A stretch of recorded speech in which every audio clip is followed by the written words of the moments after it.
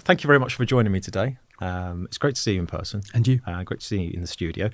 So you very kindly have come in to help me sort of understand the future. What does the future look like within the financial advice sector? Mm-hmm. So I'm doing a series on this. We've had a conversation before, and you're doing some really interesting things at Octopus. We're also going to be touching on the human side as well, trying to understand why people sometimes don't take action when they should. So that's really interesting to me because I am one of those people. Okay. So this is therapy. Oh, great. Do I get paid? This is great. Well, who knows? I'll have a look at your pricing model. I'm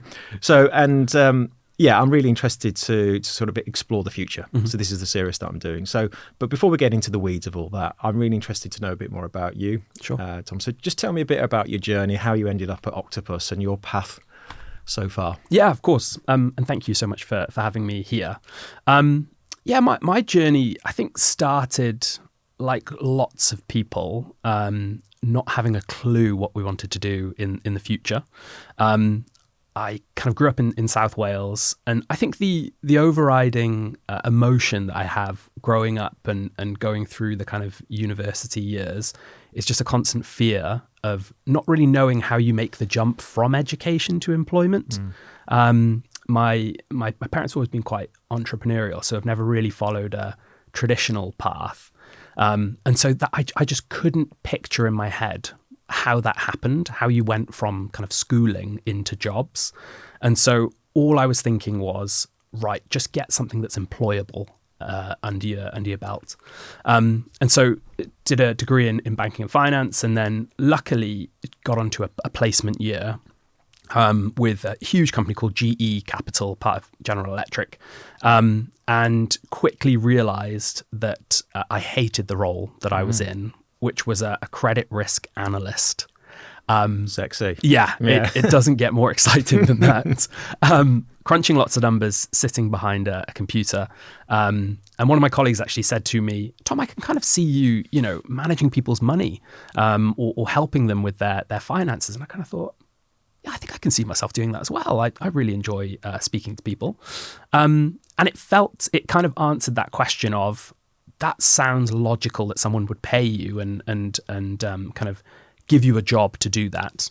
And so sat all of my exams and joined a very traditional IFA firm, but quickly realized that at the time, for what was maybe 3 meetings and 3 cups of tea a year, I was sometimes costing customers thousands and thousands of pounds to do that.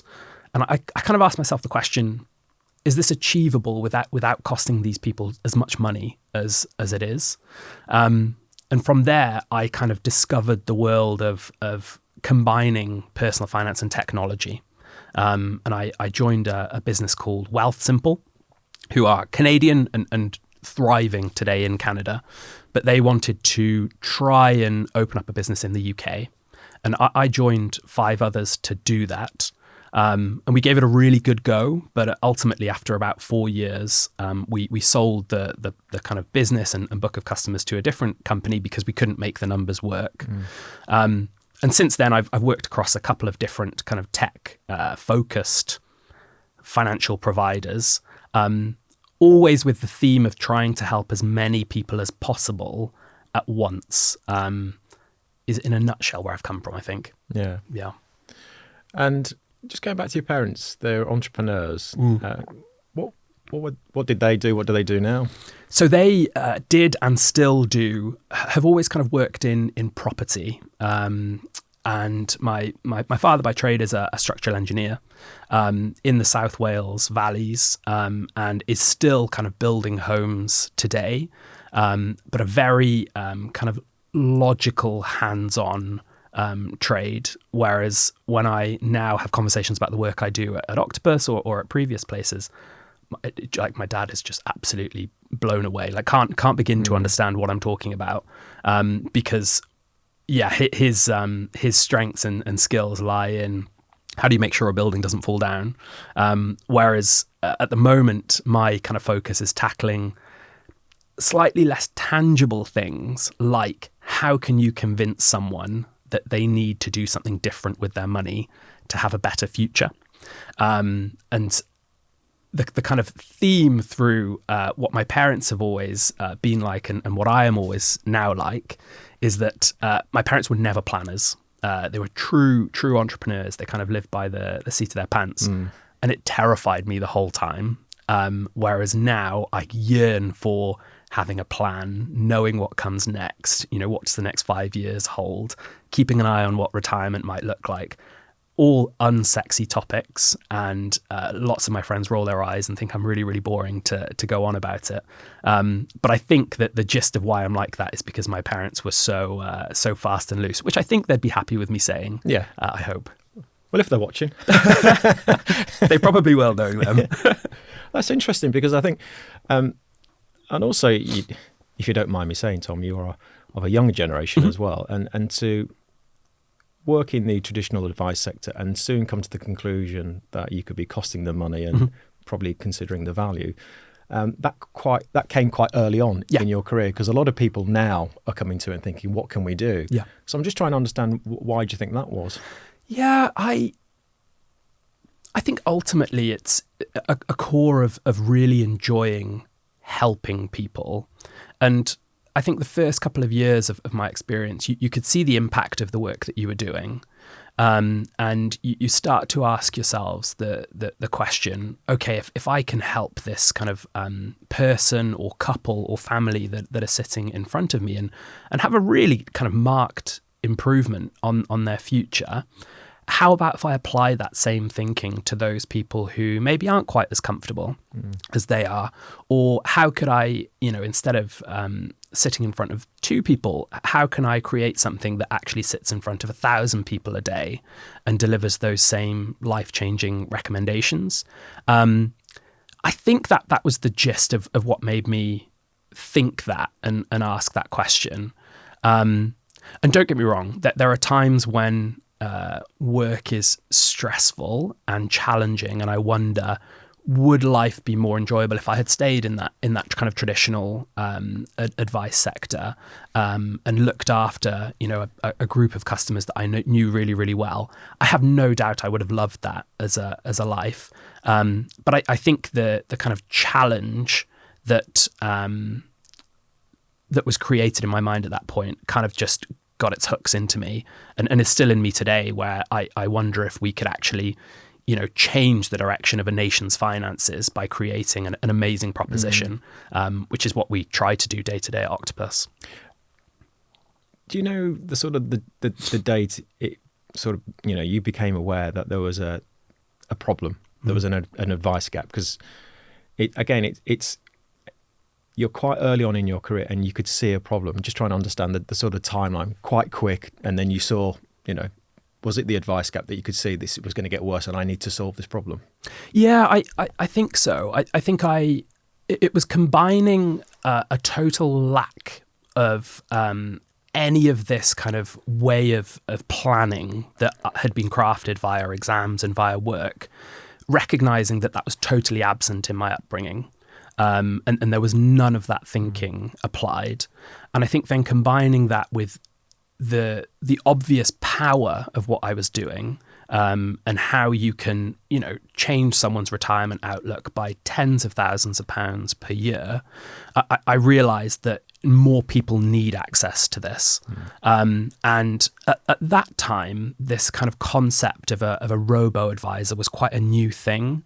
There were probably 2 or 3 main players in that space, of which Nutmeg, maybe Money Farm were coming onto the scene and offering these kind of services. And they were held up as this kind of white knight that was going to solve the UK's finances at the time.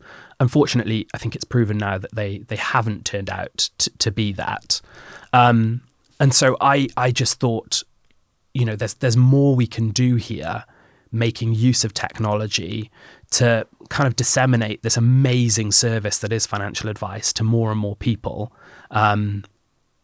which is probably why I am where I am now. You could see it. Yeah. Okay. And technology, are you?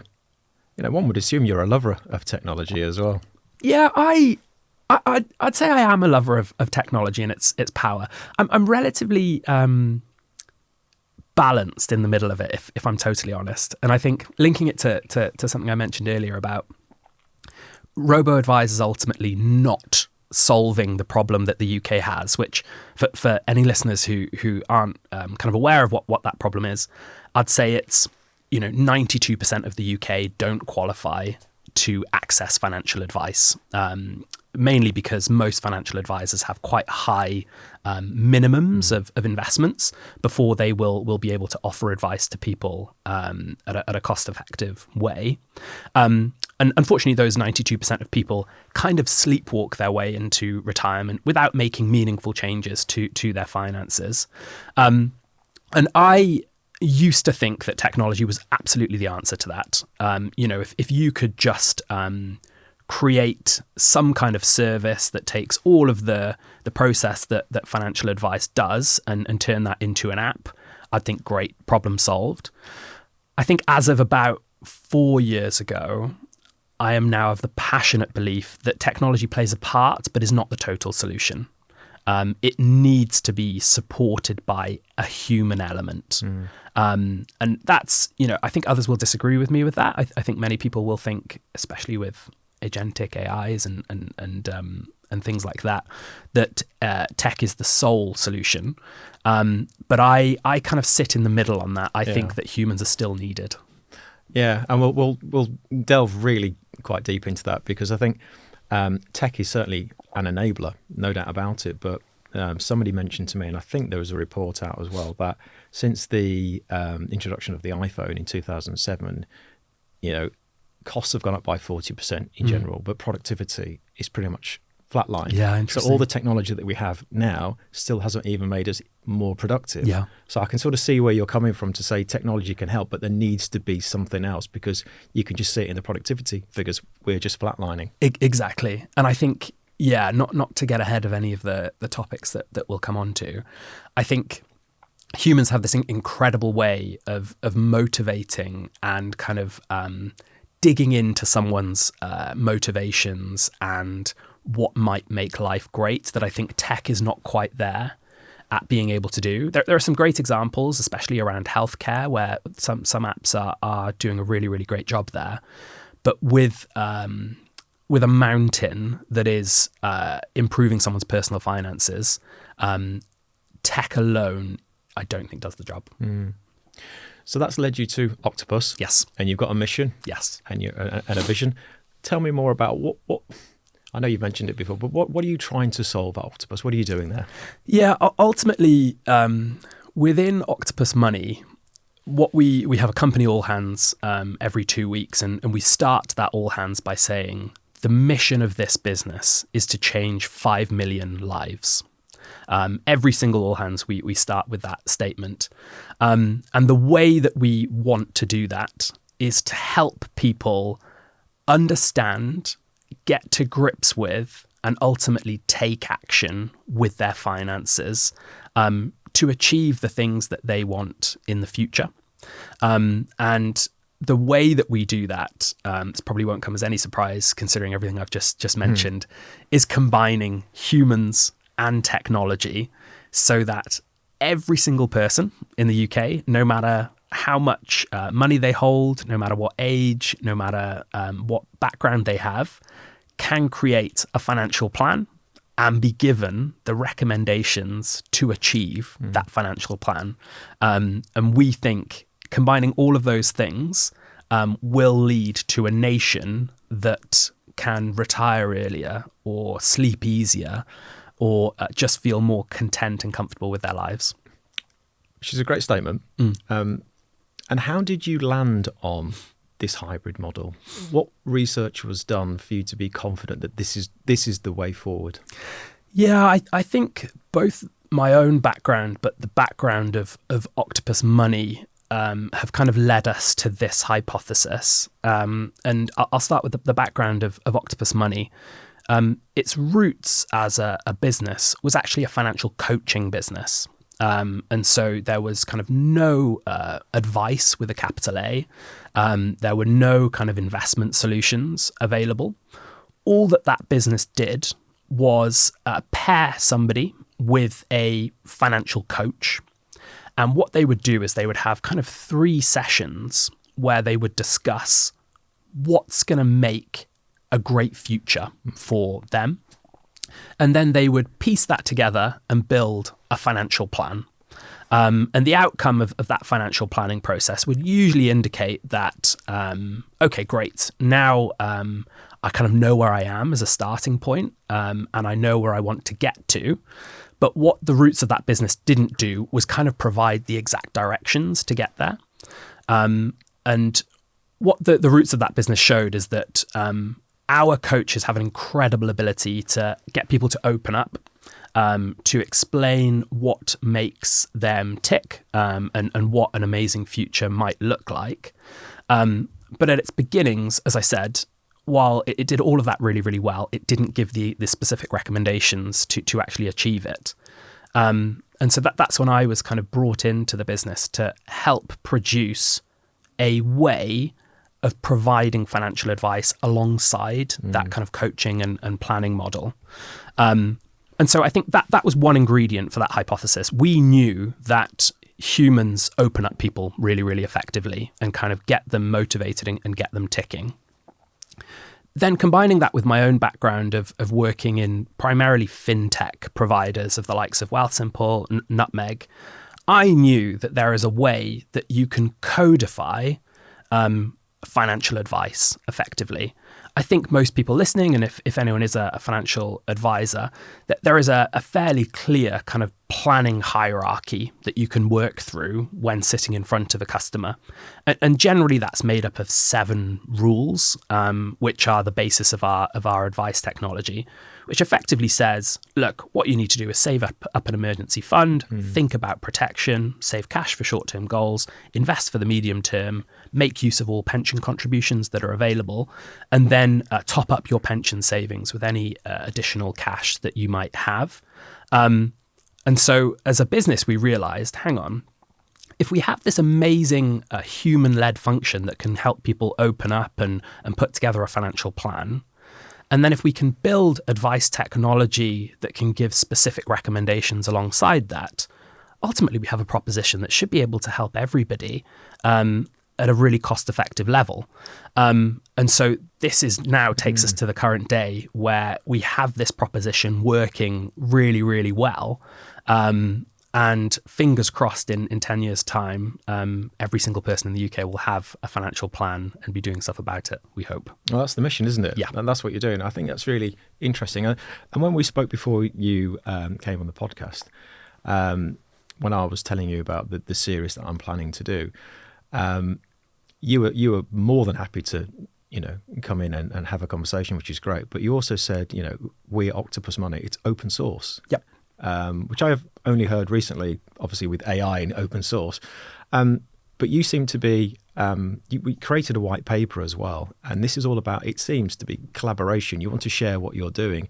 And I'm just interested to understand that a bit more, because that's quite unusual, because other guests that I have invited, it's a bit like, we can't really say too much, where Octopus Money seem to be completely different. Exactly. Yeah, we passionately believe that if somebody would like to borrow, copy what we're doing, have at it. We think the benefit for the UK economy will be enormous. And there are 2, maybe 3 things that sit behind that. The first is that at its core, both Octopus Money and the Octopus Group are hugely mission-led. We genuinely believe that we build things for a better future. And therefore, we don't really want to hide or protect some of the things that we're doing, because if you can do it as well as us, great. Please do it. I think the other element to this is recognizing that it's been really hard to build the technology that we have. And it's been extremely difficult, even in an environment like Octopus, which is incredibly agile. There isn't any red tape, and it's a very, very flat structure. So it's really easy to get stuff done. We, as a business, have, and over my career, have worked with many high street banks in the nicest way possible. there is an awful lot of hierarchy and committees and things that need to be approved and signed off before relatively small changes are made. So if a high street bank can build it in the way that we have, amazing. I would love to be proved wrong with that. And then I think the final thing that I'd say is the way that we are building this, we also really want to partner with people as well. So we're not necessarily saying, it's ours, you can have a look in, but, try build it yourself. Any advice firm, high street bank, we can and do partner with to ultimately help them achieve the same goal, which is to make sure that all of their customer base, no matter how much or how little investments they have, can receive help. So are you looking to do almost like joint ventures with other firms? And because obviously this is your particular offering, and traditionally, IFAs focus on high net worth. So is it a case of showing them, but actually there's a way that we could work together here and they could borrow your proposition or work together? Is that where you're going? Absolutely. Yep. Yeah, we are really, really hungry to see how we can partner with different businesses, because there are, in the world of financial advice, especially at serious scale, usually there are two challenges which companies face. The first of those is kind of a cost of servicing challenge. And so if we take your example where it's a traditional advisor that has a really large customer base, but a big portion of that customer base might hold, I don't know, less than £100,000 with them. Because of the way that advisory companies earn their money, usually that's as a percentage of the amount of money that's held with them. And there will come a point for those advice firms where they realize, unfortunately, we're losing money by supporting these customers. And so therefore, the Octopus Money proposition is amazing in those situations, because usually we can service and help that firm kind of look after that customer for a tenth of what they're doing. So that's kind of one of the challenges that lots of companies face. The other challenge, which is probably more focused at kind of high street banks, is a lack of engagement from their customers. So they probably have millions and millions of customers, but ultimately for that bank or large company, those customers aren't doing enough with them. They're not kind of taking out different products, or they're not acting on financial plans. And again, that's where we like to think our proposition can come in really neatly, because something that we've proven over the past number of years is that customers do stuff with us. And usually the genesis of that is having a really detailed plan and an awareness of what makes that customer tick. And so we like to think we're really powerful at both of those challenges. Okay. I'll come on to the proposition, and I'll ask you to walk me through it as a customer. But you wrote a white paper about a year ago. Yeah. What was the response to that white paper? Good question. I'd say the overall response was incredibly warm in some ways. I think people recognized that this is going to be a difficult challenge for Octopus Money as a business. And so actually very quickly off the back of the paper being released, we kind of put together, through many companies asking, a working group where we wanted their critiques, their ideas and the areas that they liked. We wanted to hear all of them. And so if I'm being totally honest, when I finished writing this, I thought it was going to be shredded. I thought, really? Oh goodness, yeah. Okay. I thought people were going to pick holes in the ways that we're doing things, or the way that we're planning to do things. All of the areas I might have missed, whether it be from a regulatory angle or from the UK's psychology angle. I thought people were really going to say, you're absolutely crazy if you think this is work. You got no chance. And so probably one of the most surprising things is that people didn't say that. Generally, the feedback was quite warm. And honestly, the most consistent kind of questions were more around what comes next.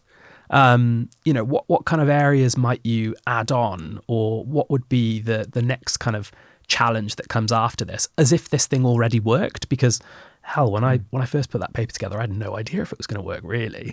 And thank goodness it's turned out to be operating really nicely. So yeah, I think it was more surprise on my own part and generally warmth, which I was shocked by. I was going to say, it's a pleasant surprise though, isn't it? They came back with warmth and what next? Yes. Because on the assumption it's working. But you know what? Fair play. Put yourself out there. Yeah. Because what you're saying really is you have a vision, you're creating an idea, you're putting it out there. And if we can make it better, everyone benefits. Yeah. That's a good thing. Yeah. But it does take someone to actually create that movement. Totally. As you know, you quote Lily Tomlin, don't you? Yeah. That somebody is you and Octopus money. Exactly. That's a good thing. Yeah. And this is why Octopus is an incredible place to work, because one of the main reasons being is that they are a private company and will always be a private company.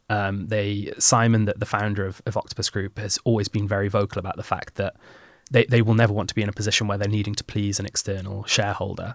And the upshot of that is that we can be extremely patient, because one of the main reasons that there is this kind of 92% advice gap in the UK is that it's really hard for businesses to make money servicing those people.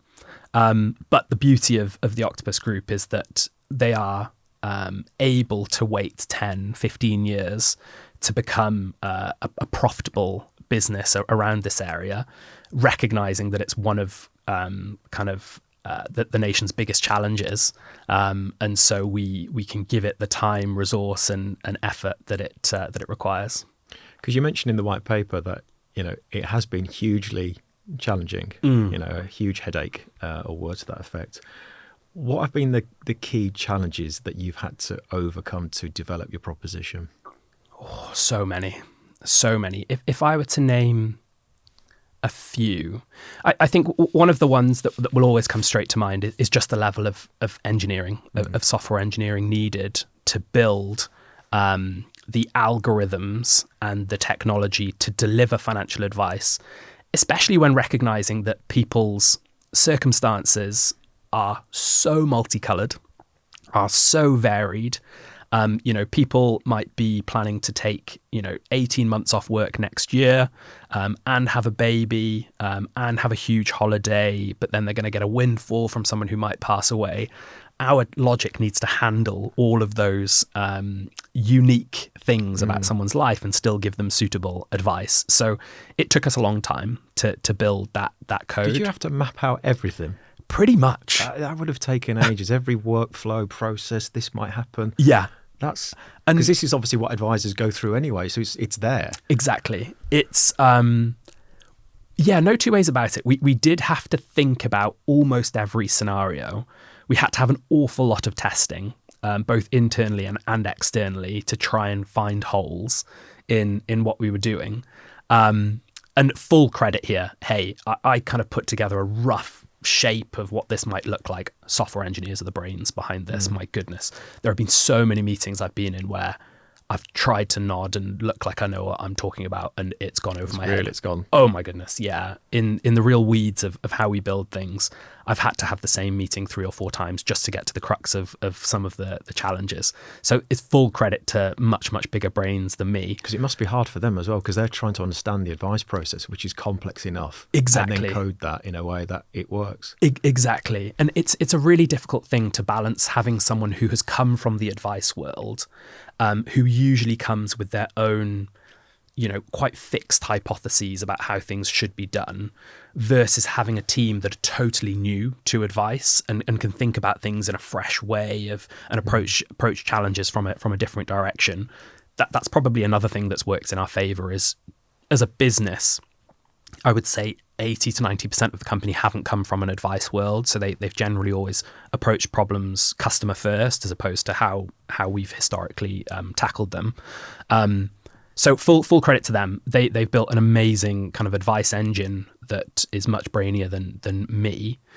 I'd say the other challenge which has come out is balancing the importance of disclaimers of making clear the risks of everything that comes with advice, of making sure that people fully understand things like the role that protection plays, against trying to keep things as simple and as actionable as possible.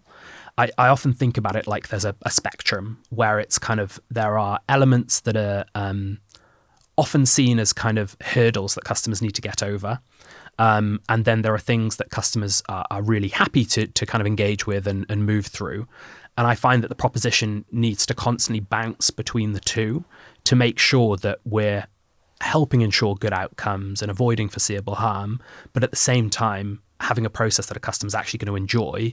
And actually, if it's 7 o'clock on a Monday and they start going through our proposition, and all of a sudden they're surfaced 10 risk messages saying everything could go wrong in the future, it's highly likely that person's going to say, I'm going to go make dinner. I'm not really going to bother too much. with it. Yeah, it's overload. Exactly. Yeah. And so that's a challenge which I think will be evergreen, of trying to get the balance right between those things.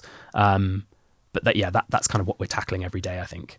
So is your proposition now live and fully functioning, and customers are coming on board? Exactly. Yeah, okay. All live. We launched earlier this year, and so far we've been really, really pleased with what we're seeing.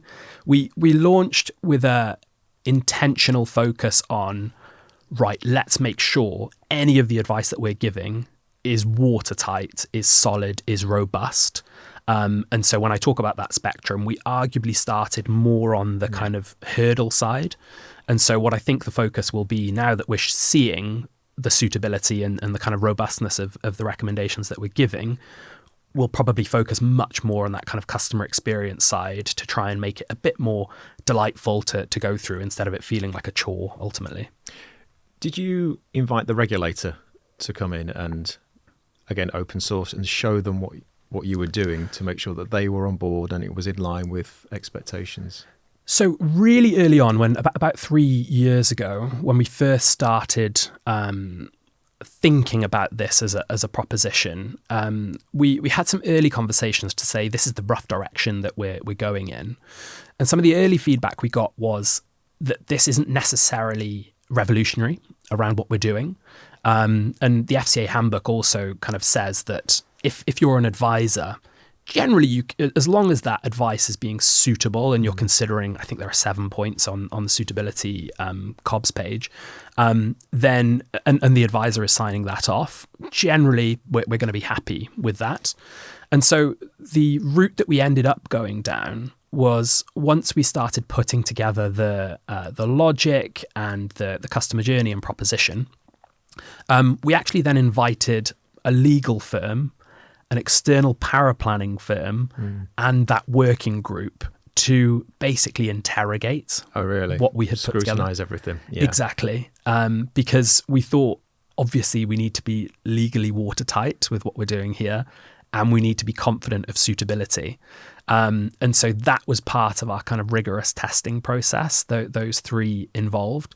A colleague of mine actually was recently at an event, and he was speaking to a member of the FCA, and he was just very, very kind of wanted to get closer to it to understand, because one of the other themes over the past couple of months, which I'm sure you've seen both from the UK government and the FCA, is people need to do more things with their money. Yeah. Hence the rise of things like targeted support. And this is kind of exactly in that wheelhouse.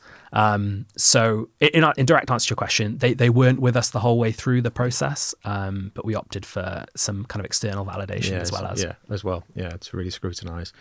And you mentioned targeted support. What's your view on that? Because in a blunt way, it's probably not the best way to articulate it. Yours is a proposition. It's on steroids. It's doing more than just... When I spoke to Ben Hampton, it was like people like you. Yes. So you're doing more, but what's your general view on targeted support? I mean, it's amazing the way you just described that, because that is exactly how I usually describe it. Both saying, there we go. Yeah, there we go. Both saying it's odd for that. It's almost like we prepared that. Yeah. It's not scripted, honestly, guys. It's not. I often say that it's similar to that being on steroids, and something that targeted support often says is it's all about customer segmentation, of saying, if a bank can split their customer base into, say, 100 buckets, then for bucket one, we think these kind of products might make sense. And then you get the whole people like you could do these things.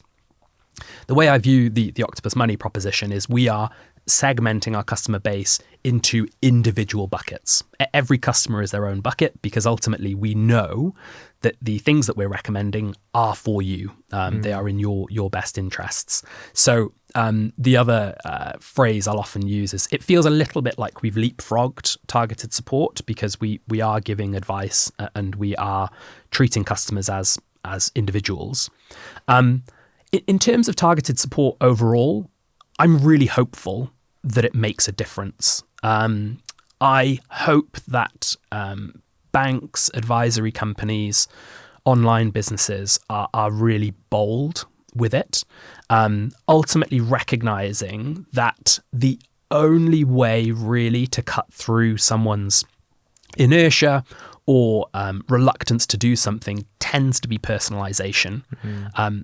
The example I'll often use is if you or I pop to the doctor's next week and there was something wrong with us and that doctor said, oh yeah, you need some medicine, but that's where it stopped, you'd kind of be like, what? Like, thanks. Yeah, what do I do with that? And unfortunately, that's often the case with customers of banks or large businesses that say, yeah, you should probably be investing for a better future. And you're kind of like, yeah, but where do I start? Like, what do I use? How much do I pay in? And so I hope that targeted support chips away at that problem and gives people something to hold on to understand what their next step should be. My nervousness with the topic of targeted support is how bold both the regulator and providers are in what they do next with it. I hear really mixed messages. You may know more than me because you speak to some people who are probably more in the know. I hope that they run with it and recognize that there is the potential for brighter financial futures by giving people more help. But I'm not 100% certain they'll do that. No, I'm not. Yeah. Yeah. I think there's a lot going on in the sector, which is why we're having this conversation about what does it look like. I think targeted support is a really good initiative, but it needs more. Yeah, it really does need more. And I think I look at what you're doing at Octopus Money, and you're leading from the front, and I think that's really it's what's needed to demonstrate proof of concept. Yeah, it can be done.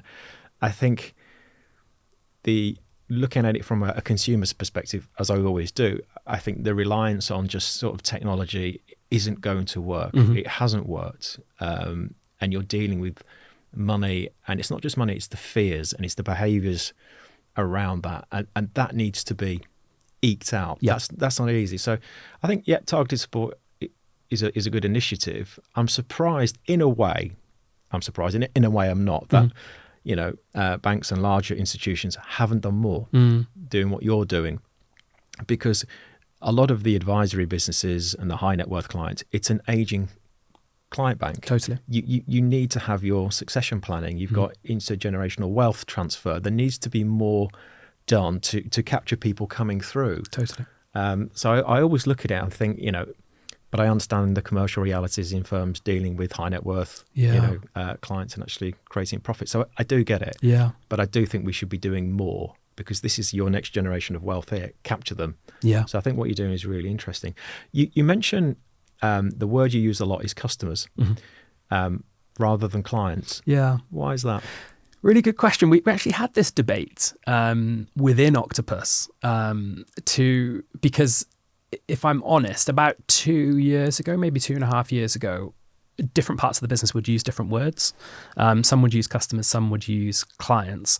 I think ultimately we felt like customer was a slightly warmer term, and also recognized that we may well, if my memory's right, we may well have done a little bit of research around this, but I think the mass market consumer, and when I say mass market, it's probably an unfair term, but really what I'm referring to are people who don't qualify for traditional financial advice, maybe had a bit of an allergic reaction to the word client, of feeling like it was it didn't associate with them. That was kind of a term that's for people who maybe have more wealth or along those lines. And ultimately, we felt like customer was slightly more aligned to our mission of helping everybody, no matter where they come from. There may well have been some influence from Octopus Energy in that as well, who are without doubt one of the best kind of customer service providers in the country, who I believe also refer to them as customers. So there may have been a bit of that. Yeah, it's interesting because I come from the world where we work with clients and they work with clients. And then I work with a recruitment partner who refers to the recruitment world as customers. Yeah. So it's an interesting term that you use, and you've explained it really well. Can you talk me through your proposition then, like Janet and John? So I'm looking at it from, again, consumer. Yep. I'm one of those people who fit into a category where I could do with some advice, and I've found you guys on the website. What would be the process that I would, or you would take me through? Yeah, of course. So the customer journey begins with you effectively completing something that we call an EQ, but really this is a fact find. It's a very simple, light touch fact find. What does the EQ stand for? Inquirer questionnaire, which we're actually trying to get rid of. I think it's a terrible term that has its roots in the beginning of Octopus Money as a business. But yeah, there's no snazzy human first thing behind that. It's just a rubbish term. Well, you're creating a proposition. It's going to get better and better. Exactly. Yeah. I could have lied there and said it was like emotional questionnaire, because some of probably the way that it is different to other fact finds is that it's 50% emotional. Yeah, which is not bad actually, because I thought EQ was emotional intelligence. Yeah, I thought it was rooted around that, because I've had advisors come to me and just give me a fact find. Yeah, which is just so blunt. Oh yeah, that's not me. That I don't associate with that piece of paper. So I thought EQ was. I should have lied. Yeah, I thought it was all right. Stick with it. Passes my test anyway. Yeah. And so once the customer completes that kind of short questionnaire, the very first thing that they will do is have something called a starter session with their coach. And so this is a qualified financial coach that has gone through their kind of sign-off process with Octopus Money. And generally that session is between 30 and 40 minutes long. And all that they will, or you will really talk about, is what does the future hold? At this stage, you won't even mention the word advice, really. You won't talk about things like investment products or ISAs or portfolios. All that you'll be thinking is, James, what does an amazing future look like from here? And generally what we'll try and push people to do is pick out at least 3 financial goals in that session, which to some people makes sense. I mean, that sounds easy enough to do. It is so surprising how many people struggle to do that. I think, oh God, I don't really want to think about the future. It makes me just nervous even thinking about it. We will come on to that, because I think that is really, it is interesting human behaviour, isn't it? It's mad. It is mad. Yeah. It is. Would you answer that easily, do you think, if I said, what are 3 amazing things in the future that you'd like to plan for? Damn, I always use the power of 3. You've turned the tables on me. I would be able to answer that, yes, because I have reflected on my own life in terms of what I want. So, and it's deeper than just having so much money in the bank. Yeah. Because I run a couple of businesses, I have a family, I have a wife, and I actually now live quite a modest life. But we'll drive into this. But this society that we live in, this consumption behaviour and next shiny thing. But would I be able to answer? Yes, I would, because I actually work in a sector that I'm aligned to financial planning. However, my peer group, so that's other business owners, they would struggle. They would struggle with 3. They might get to 1. Yeah. But because a lot of them just live hand to mouth. Yeah. That's, I mean, you are our perfect customer. And that is exactly what we find. And we touched on this earlier. We passionately believe a human is your best chance at eking out what that amazing future looks like. And often what we will see is, if that kind of person is struggling in that first session, a really good prompt is actually to ask them, what does a terrible future look like from here? What things could go wrong?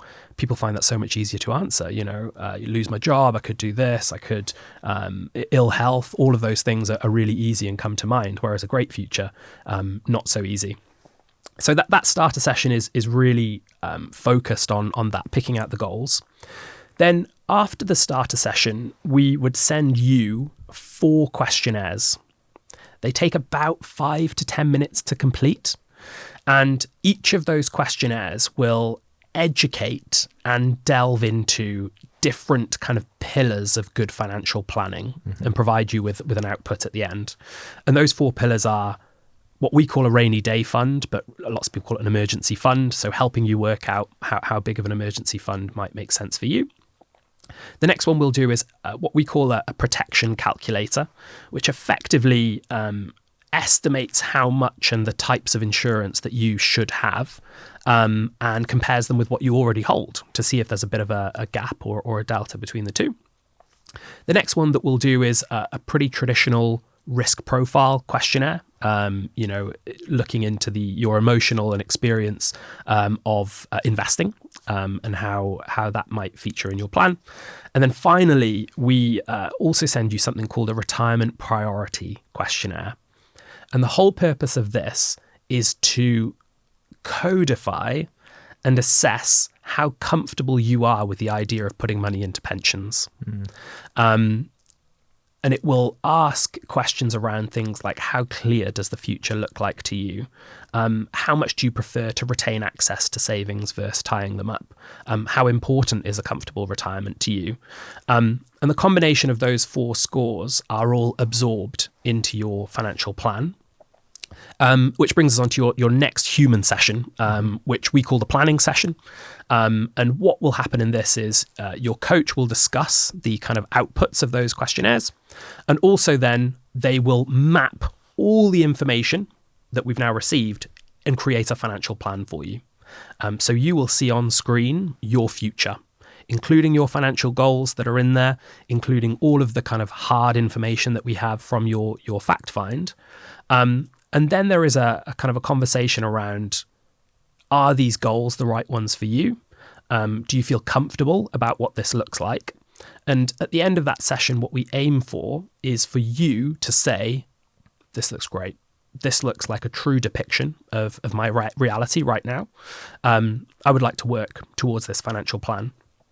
And as soon as you kind of click that button that says, set this as my active financial plan, then our technology can analyze that, everything that's happening in it, and then your recommendations become available to you. And so if you wanted to, you could then access your recommendations and it will say, James, what you need to do is keep X amount in cash savings for your rainy day fund. We can see that you're saving for that really large holiday in 3 years. Let's put a bit more cash towards that because investing doesn't make sense for that shorter period of time.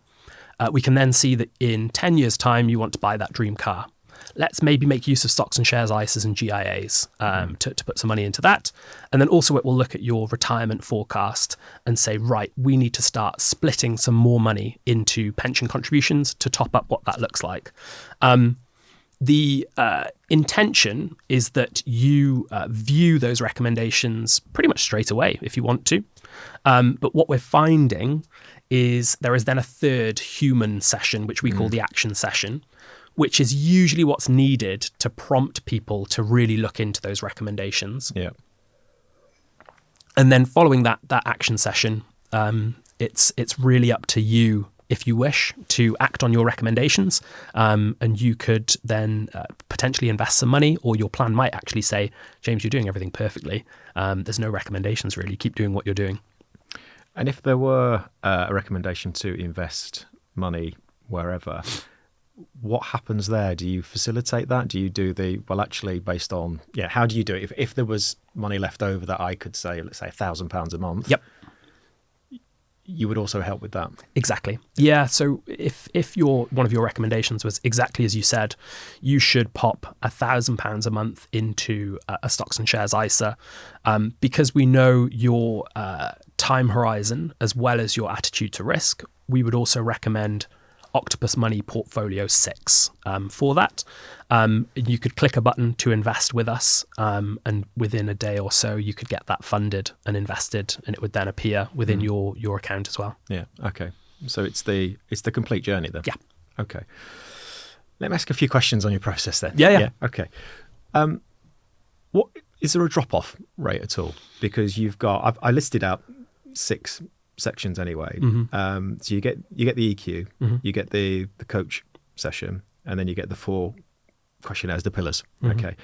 Is there a drop-off rate between 3 and 4, which is your planning session? There is. Yeah. It's interesting. You nailed that straight away. Because that's where I would drop off. Yeah, interesting. So the way that we view this, and this is kind of what we obsess over every single day, unfortunately, it is not 100% transition through every element. I mean, that would be the absolute dream if we could get that. I think in traditional advice, conversion tends to be up as high as like 80% through a journey. So we'd love to get as close to that, which we're not at the moment. I would say the biggest drop off that we find at the moment is the transition from planning session to viewing recommendations. Okay. And then acting on those recommendations. And bear in mind, we've got maybe 3-4 months of data on this. The other thing that hampers us is end to end, that journey tends to take about a month and a half. And so it is a long journey that someone goes through. But yeah, we see that customers tend to need a bit more time ultimately to deliberate what investing means to them and what pension contributions might mean to them, because they, as mass market people, are coming at this totally fresh. They may have never invested before. Maybe they've never made any tweaks to their pension. And so we are finding that it's going to take a bit more time and interest to actually get them to the point of execution. I do think it's mad that we have a school system that doesn't teach the basics. I mean, I get frustrated because I have 2 kids, one's 21, one's 16, and I've told them the basics. Yeah. But school doesn't. Their schooling didn't. And I find it frustrating that you're having to have these conversations now in later life, because it's easier to capture people when they're young, so they have an understanding of saving or pensions or invest, just the basics, rather than going through that process now. So I could not agree more. As a nation, we love, when it comes to finances, 2 things, and this is really broad brushstrokes. We love cash and we love property. Generally, if I speak to anyone, my parents' generation, their advice always would have been just get a rental property, buy a property if you can. Yeah, because they were entrepreneurs in the property market. Yeah. Well, yeah, true. Yeah, they get it though. Yeah. They've seen it. Yeah, yeah. Lived it. Yeah. Whereas the kind of concept of investments, stocks and shares, ISAs, even pensions to many people see them as these opaque, sometimes gambling things. There have always been scary headlines over the past 40 years or so about things that have gone wrong in the world of pensions. And all of these things play out in a drop-off in our journey, where people have a degree of skepticism about what they're being recommended. Is this gambling? Could I lose all of my money? And so that is difficult. And those things, our current hypothesis is that we need much more content and time with those customers to warm them up to make really big decisions. We're under no illusion that these are people's hard-earned savings. So of course they're going to want to feel confident and clear about what they're doing. And we hope that we will get to a point where a month and a half combined with a human combined with specific recommendations will get us to the kind of conversion and activity levels that we want. Is the first starter session with a coach 30 to 40 minutes, is that long enough to develop trust and a connection? What we have found is that moment is arguably the highest converting of all the moments. So that kind of transition from starter session into questionnaires and onto planning session is the strongest part of our journey. So that would indicate, yes, we can get to a point there where a customer feels confident and comfortable enough with our service to proceed and move on to the next stage. So yes, I think so. But I think the secret ingredient, which isn't really that secret to that, is that first session isn't about us at all. It's about them. Yeah. Yeah. It's kind of there as maybe similar to this, a bit of a therapy session where someone... You're doing really well. I feel so assured. Where do I invest? Just a time for introspection and a bit of a break from the rush of life, just to check that we're heading in the right direction, really, which I think, we get incredible feedback from. There's no two ways about it. But you're building in other sessions as well, aren't you, with the coach? So that they are, I would assume they are there anyway if there are any other questions or I need some assistance with this. So you're combining the both. Exactly. Okay. So we go through this process. This proposition, who is it not designed for? Yeah, really important question. So that proposition, as I described it, we have some criteria that customers need to fit into in order to move into this. And arguably the most important one is, we would say somebody needs to have investable assets of less than £200,000. If someone were to be in a position where they have slightly higher wealth than that, then within Octopus Money, we would refer them to something called our wealth planning team, who are a traditional advisor capacity. And so this is built for someone with simpler circumstances, pension, ISA, GIA savings, really. So that's the first thing I would say. The other requirement is that someone needs to be at least 5 years from retirement. As I'm sure you're aware, when you're in that kind of run up to retirement, sometimes it can make sense to have some really kind of niche focused advice on areas that our technology can't handle. And so that's another requirement for a customer coming through this.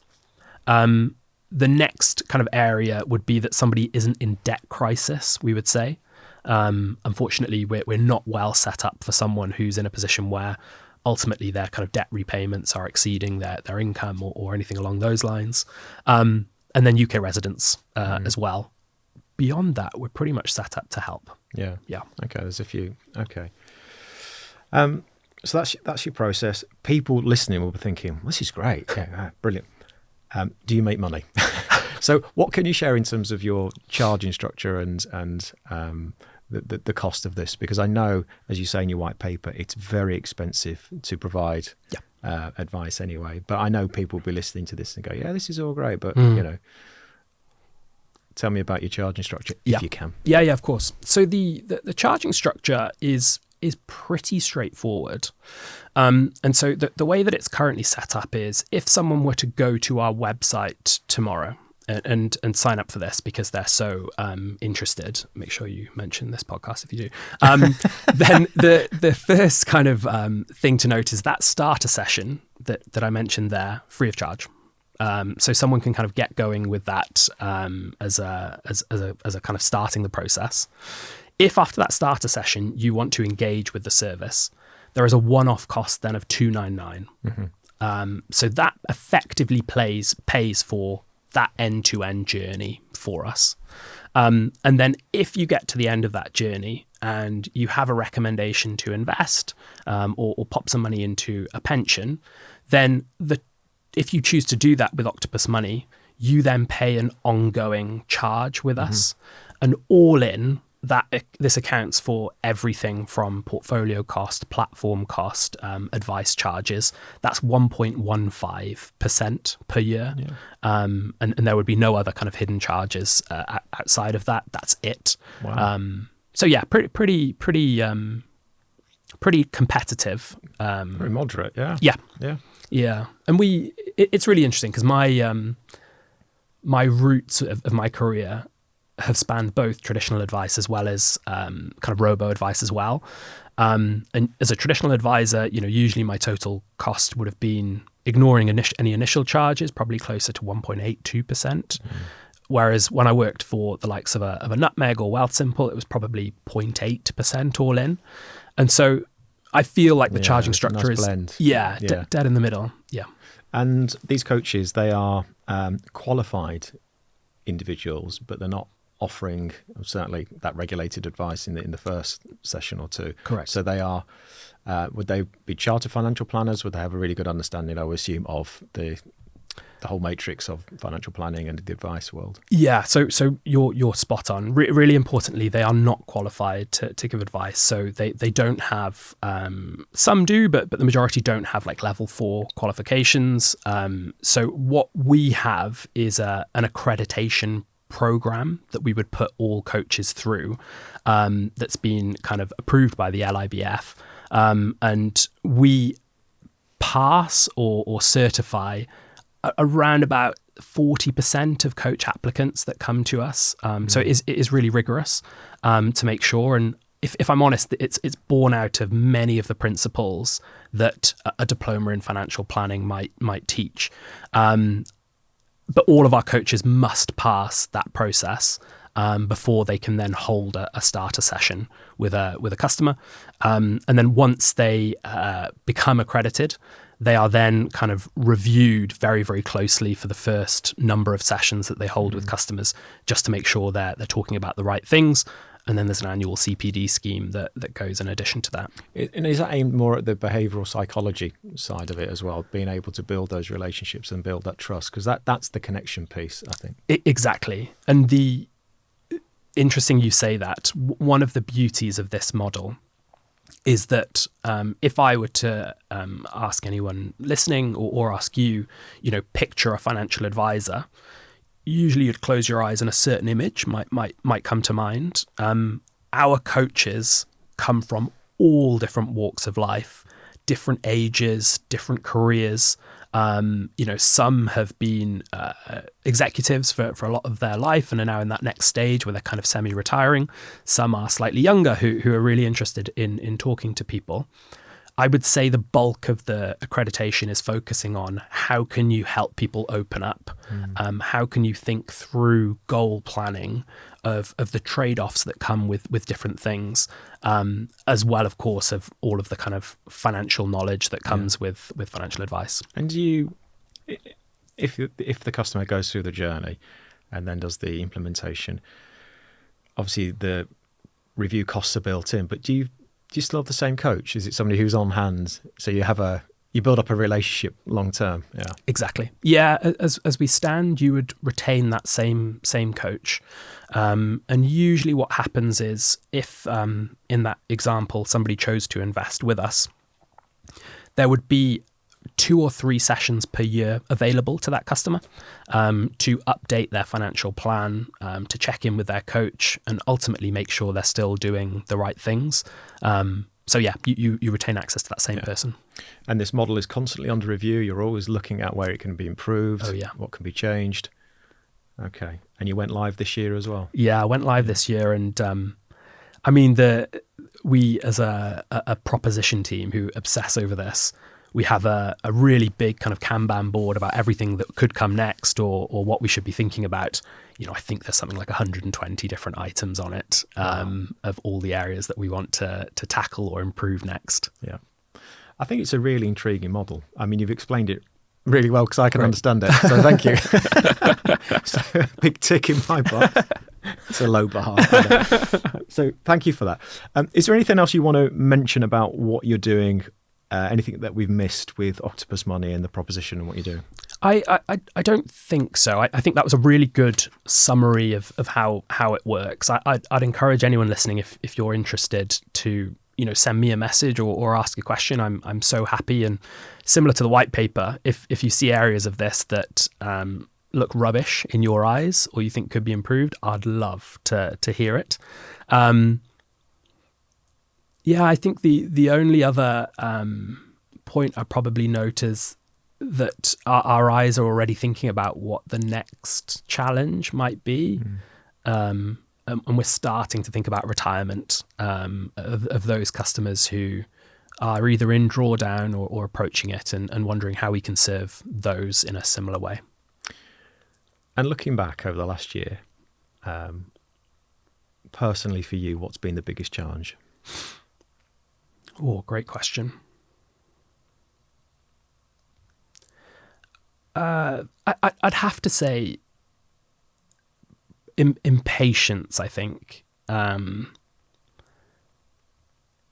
Impatience to build and launch everything that we've been talking about. I would have loved if we could have launched slightly earlier.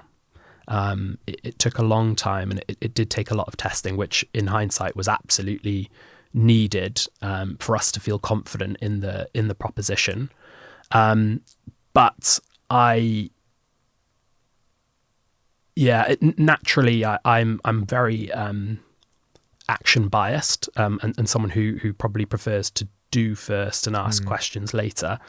I think it's been a difficult 2025 for that, just because we really wanted to get to the point of launching much quicker. But as a business, we've always got so many things and so many plates spinning that's not always needed. So I think I've had to check myself slightly to be a bit more patient, if that makes sense. Yeah, no, it makes perfect sense. So I'd like to touch on the human behaviour, the quirkiness, the strangeness of people. So me. You've mentioned it, a few times. Early on in your career, you could see an opportunity to help people, and there was probably a frustration, I suspect, there, and probably a frustration in terms of still now people don't take the action. Why do we have a queer relationship with money, and why do we have this inertia to actually plan for the future? I think it's the $1 million question. I have a number of different ideas, which are absolutely my own and not Octopus's, about why this might be the case. I think that there are a number of headwinds for a mass market person in this day and age. Life is incredibly busy and intense. And often you feel like you wake up, you blink, and it's the end of the day. And so trying to carve out time to think about the future is hard. That's certainly one factor. I also take a little bit of insight from having worked in or worked with other countries, and about how they approach their finances. And something I've always been interested by is the fact that the US and Canada, as a broad rule, are much better investors than ourselves. They are much more in tune with their day-to-day finances and their planning around investments. And I started to ask myself the question, why is that? Why are they more involved and compared to the UK? And I think one potential reason, which again, people are probably like, Tom, what are you on about? That's absolute rubbish, is in the US and in Canada, people are forced to complete a tax return every single year.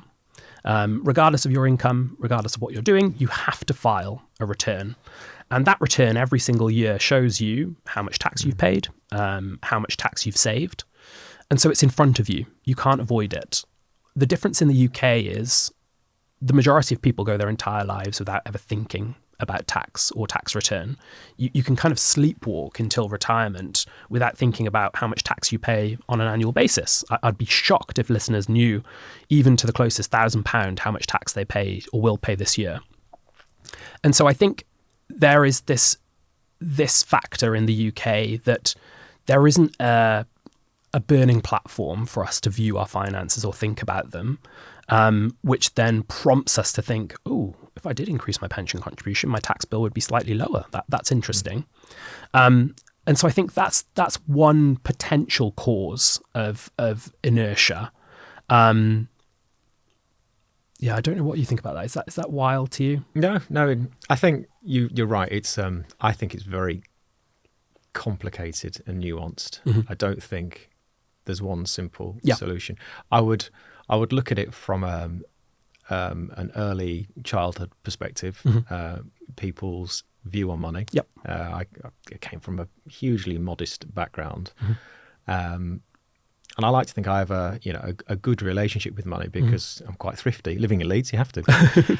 But I think the education part isn't there. Yep. And so we don't talk enough about it.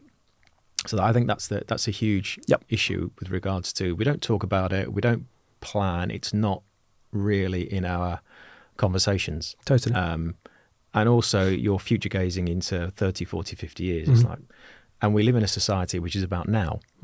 And you see your friends driving certain cars or living in certain houses, and the asset prices of everything has gone up.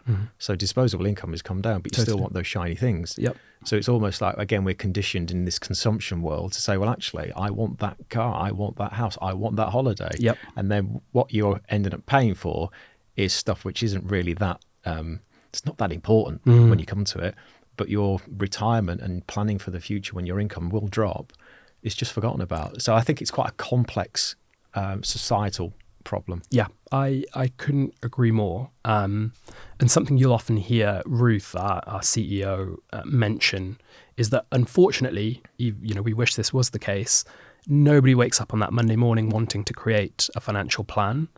And all of those challenges that you mentioned there around society's kind of haste for the now and comparison being kind of a daily thing, we like to think that a financial plan is the antidote to that. Appreciating that the decisions you make now, whether you like it or not, are at a trade-off of the future. And at least having something where you can visualize how that plays out or could potentially play out, we think is the most powerful tool that we have to try and overcome the visualization piece. Yeah, exactly. Tell me a bit more about, because that is really powerful in many ways, to be honest. But specifically, what does that mean for Octopus Money? So what this means, and it's the root of our kind of hope, is that everybody should have a financial plan, which in our words means you can visualize and see what your future is likely to look like. In two scenarios, if you keep doing what you're doing, and also if you make some small changes to what you're doing. And that is the thing through our customer journey, which can connect that first session, which is, okay, what does a great future look like? And the output at the end, the kind of steps that are needed to get there. It's that visualization that ties the two together. And we think it's critical in order to motivate and entice people to do stuff, because most people very fairly just think about the today and tomorrow, but we need to appreciate that that's in exchange for something in the future, and in the same way that absolutely there are risks that come with investing, but there are risks of not investing as well, and I think enabling people to understand that in the context of their life can entice change. So what can we do more of, do you think? What's within our control? Because I think the government have released some update with regards to finance and budgeting in schools. Yeah. I think that's a positive. I've not read into it. But there's also a lot of negativity. Every day Rachel Reeves is coming out and doing something. Yeah. And again, we don't seem to have a positive vision for the future either. We just seem to have a lot of fear, and that's going to drive people away, and probably keeping money for a rainy day or just not investing for the future. Yeah. So what's within our gift? What's within our control to actually start to create this movement? Yeah, I think there are two things. If I were Chancellor for the day, I would love to do. I think the first is exactly as you've mentioned. Try not to change things too much. Try and give people a sense of stability and an awareness that the way that things work today are how they'll work next year, and therefore I can start planning based on those things. So I would try and reduce the amount of change and chop and change that happens within the UK kind of tax system and economy. I think the other area I would love to see a change is not only including education within the curriculum around personal finances, around things like compound growth, of an awareness of how a pay slip works or what tax really means. But we think it would be most powerful making that, applying that for those who are first into work. So those people who are maybe 18 or 21, straight out of school or straight out of university, giving employers access to tools I think mandating it would probably be a bit of a stretch, but enabling people to understand that first paycheck, what is happening, where is my money going, and what the impact might be if I make changes to pensions. I'm really lucky that I've sat with something called the Financial Education Council, which is all about this, trying to kind of improve the nation's finances through this. And I'm really passionate about that application point. You know, don't fall into the trap of just teaching Pythagoras again for Pythagoras' sake. Let's make sure it's applicable and present when it matters. Yeah. Yeah, I do think the education should be more about life. Yeah. About budgeting. Yeah. About getting into debt. Because we do live within our, heads in the sands to a degree. Yep. But I'll also point to colleagues that I work with. As an employer, we obviously pay a pension. And again, that's no issue because it's a good thing. But they will take the opportunity to try not to pay into a pension because they want to live now. And I'm obviously the older age, and I'm saying, look, it's good to invest. It's good to put some money aside. It's good to have a rainy day fund. Just manage your money carefully. But they're out. They're having a good time. Yeah. So it is hard to try and even educate or encourage people to make good decisions. I agree, and it's brought up how I almost answered one of your questions slightly earlier, which was, what are the real challenges with a proposition like this? And one of those is very linked to what you just mentioned there, which is the tone of how we display our recommendations. As a business at the moment, we are much warmer and try and entice someone to do better things with their money. If you contribute into an ISA, might be able to afford greater things in the future. This is a really good thing to do. There's an argument that we should use more of the stick than the carrot, of actually saying, stop being such an idiot. If you don't do these things, your future is going to be worse as a result. And that's another spectrum that we deal with in our proposition, because we have to bounce between using the warm fuzziness of encouraging someone to do the right things with, hang on a minute, If you don't do this, you're goosed. Exactly. Yeah. Exactly. Which is one of the challenges we have. And ignoring the Octopus money proposition, I think you're right. When we speak to colleagues, family members, bouncing between those two things is required, and it works for some people, it doesn't work for others. Yeah, and I think that's quite difficult. But I think having the spectrum there, I think is the right thing to do, because we know that exercising is good for our health. You go running, that's good for you. Yep. People know that. People know that smoking is not great or drink, but they still do it. Yes. So it's like, sometimes I think, how on earth are we going to change if we can't even get the basics right with how we live, how we eat, how we drink, and then we're talking about pension planning or retirement planning or just getting a basic plan. Sometimes I look at human society and go, where did we go so wrong? So it's a big topic, I know, but sometimes it does make me think how strange we are, and where does it start? Where does this conditioning start? So we don't actually look outwards more than we should do. Yeah, I deal with that, Tom. Where to start? in some way, I'm ever the optimist. That those kind of challenges, why I love what I do. To get to have a hypothesis and have tools to attack such big challenges like that is an absolute dream. But yeah, I'll let you know when we find the answer. Well, I think in a way, you can't save everybody, and maybe we're not meant to.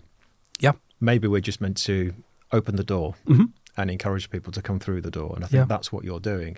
But I think if you save one person, that's a good thing.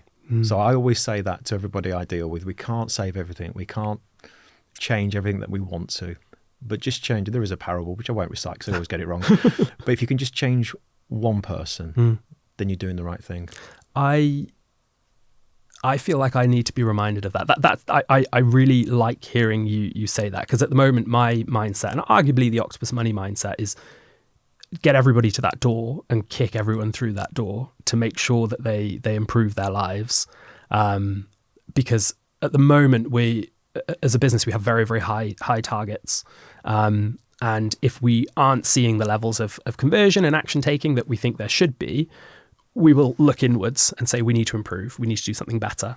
But I think you're absolutely right. There's an element of people wanting to want it, and sometimes that isn't going to be there, which is a good reminder. It is. And you said impatience as well. Yeah. So maybe there's a balance there. Exactly. Okay.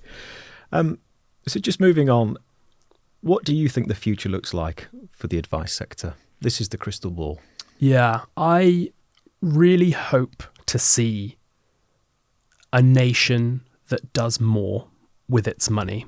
So ignoring the sector for a second and looking at society, I hope to see a society that are investing slightly more, are being aware of the decisions that they're making or the decisions they're not making.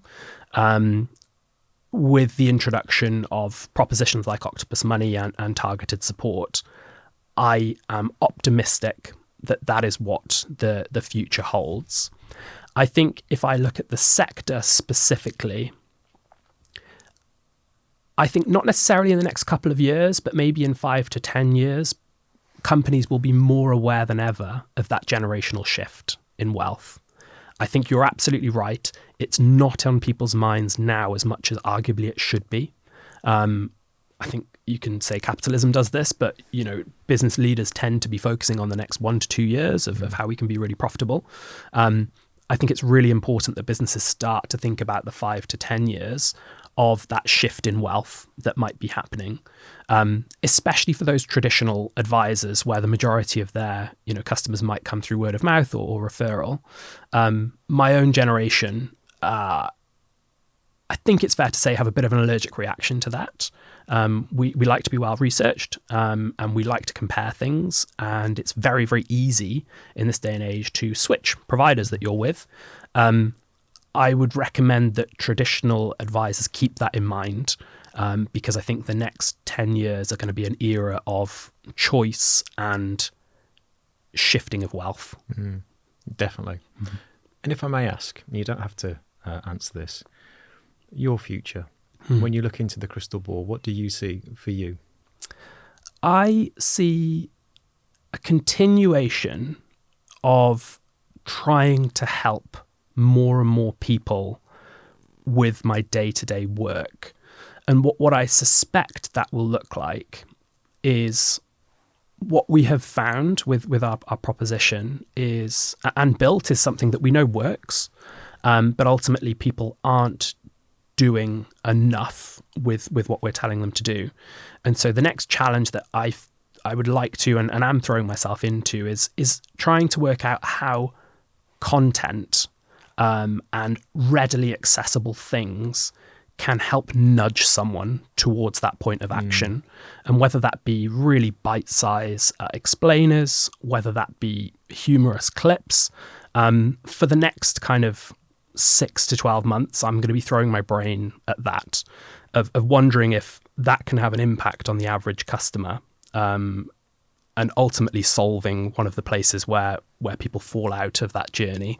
Maybe if they had 15, 20 videos or half an hour or an hour's worth of content that had been absorbed in bite-sized chunks before that, they'll be much more likely to do stuff when the time comes. So that's my next challenge, I think. Is it the content side? I think that's really interesting, the behavioural side. Yeah. And looking at the nudge theory, because that is a theory, isn't it? People talk about that, nudge theory, in marketing anyway, which I've done a little bit of research in. So that's going to be a big challenge. Is there anything else you want to mention before I ask you my very final question? I don't think so. I think this has been really, really interesting. It's refreshing when you say it out loud that it starts to make sense. And because as someone, I struggle a little bit with worrying that I've done something wrong or have missed something. But when you talk it out loud, it does sound like it works, which is good. So no, I don't think so. I think again, these podcasts, they're a labour of love. I look at it from a consumer's perspective. Mm-hmm. That's my insight, because I am a person with businesses, obviously running, building, growing, investing. All of this is a life challenge. And I'm also very privileged to work in a sector which is, it is recruitment, but it's attached to financial planning and other parts of the ecosystem. So I get to see different viewpoints. So when I have guests like this, I think this has been a really interesting insight for me that I believe you have a proposition that is viable, and I can understand why you've gone for the hybrid, because robo-advice didn't work. And the belief that you can just give it to tech.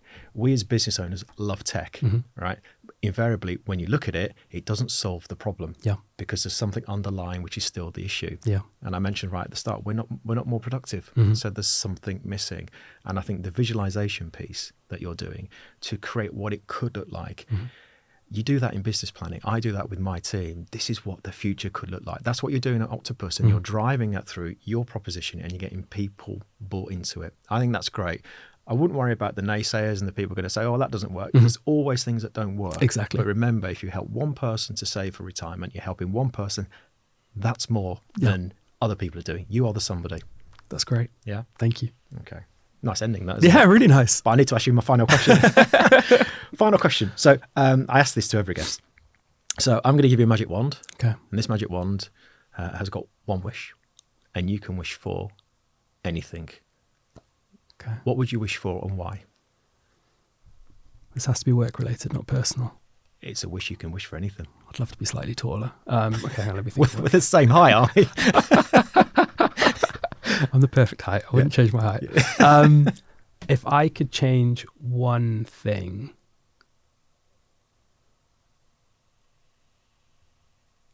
it's a really good question. Magic wand.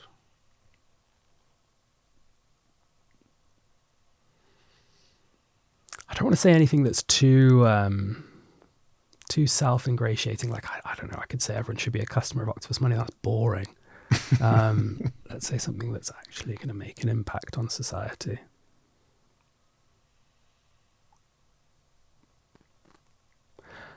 I think if I could have a magic wand, I would make it mandatory for everybody that has a first job to sit 4 modules when they receive their very first paycheck, and they focus on the impact of spending decisions now versus your future, the power of pension contributions, the wonder that is compound interest, and an awareness of what your payslip even means. I think if every single person was mandated to receive that in a really well delivered format, I think the nation's finances would be better. It's a great wish. I think that's what I'd say. If I said that down the pub, people would roll their eyes. They would. They would say, "What are you on about, Tom?" Like 10 million quid. Exactly. God, not a new car or something. Yeah. But no, I stand by it. No, that's great. That's a great answer. Tom, I've really thoroughly enjoyed this conversation. Me too. Thank you for coming in. Thank you. And I will do my bit to obviously promote what you're doing and help people make those better decisions and point them in your direction. So thank you for coming in today. Really appreciate it. I really appreciate it. Thank you. Thank you.